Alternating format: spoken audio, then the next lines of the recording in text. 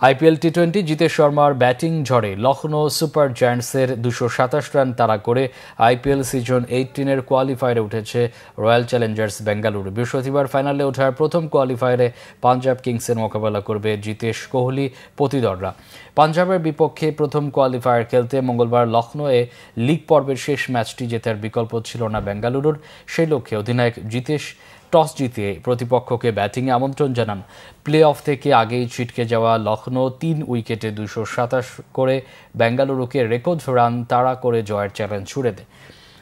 পন্ত 61 বলে 11-4 ও 8 ছক্কায় 118 রানে অপরাজিত থেকে দলকে দুর্দান্ত ক্যাপ্টেন্স নক উপহার দেন।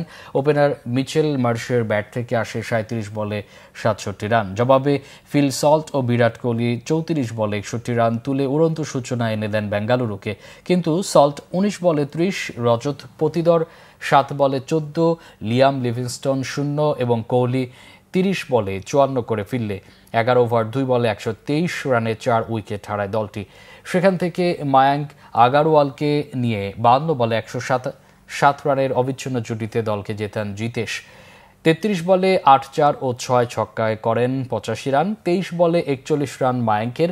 14 ম্যাচে সর্বোচ্চ 19 পয়েন্ট নিয়ে লিগ পর্ব শেষ করা বেঙ্গালুরু নেট রান রেটে পাঞ্জাবের কাছে হারিয়েছে শীর্ষস্থান।